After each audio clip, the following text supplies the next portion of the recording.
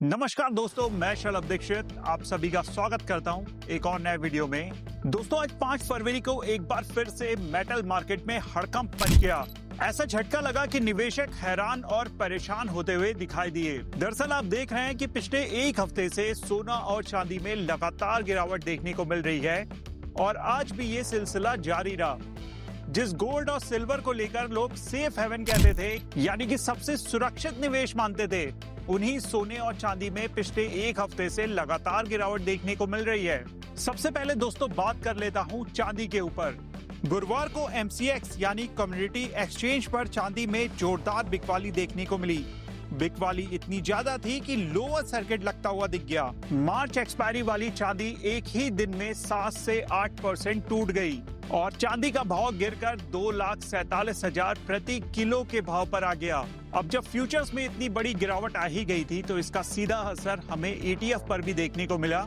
सुबह के कारोबार में कई ETF तो 15 से 17% तक टूट गए। कुछ निवेशकों की तो महीनों की कमाई एक झटके में साफ हो गई। Kotak, axis, ICICI, HDFC, SBI जैसे बड़े नामों वाले सिल्वर ETF भी 2 अंकों की गिरावट के साथ ट्रेड करते हुए दिखे। यानी कि जिसे लोग सेफ मेटल समझते हुए आ रहे थे, वही मेटल आज सबसे ज्यादा टूटता हुआ दिखा।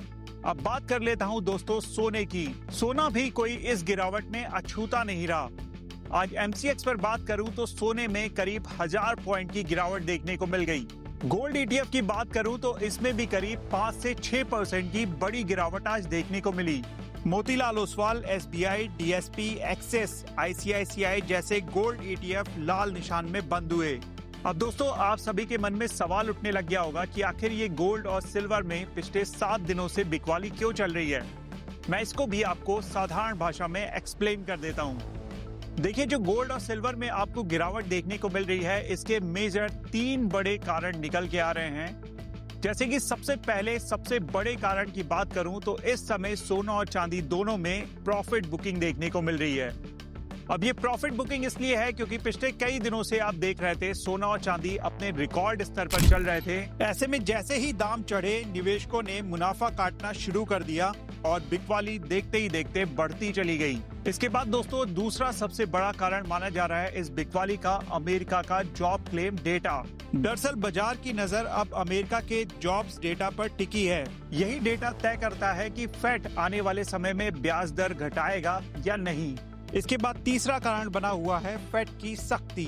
फिलहाल संकेत यही हैं कि ब्याज दरों में कटौती जल्दी नहीं होने वाली है और जब दरें ऊंची रहती हैं तो सोना और चांदी दबाव में आ जाते हैं। अब सवाल उठता है कि क्या ये सोना चांदी की गिरावट ऐसे ही लंबे समय तक चलने वाली है। तो इसके ऊपर कई एक्सपर्ट का मानना है कि सोना और चांदी अभी भी लॉन्ग टर्म में बुलिश बने हुए हैं, मजबूत बने हुए हैं। ये गिरावट एक तरह से फ्लैश क्रैश जैसी मानी जा रही है, यानी बहुत ज्यादा तेजी के बाद बाजार ने सिर्फ थोड़ी सी ठंडक ली है। लंबी अवधि में सोना और चांदी अब भी मजबूत माने जा रहे हैं और केंद्रीय बैंक लगातार सोना खरीद रहे हैं।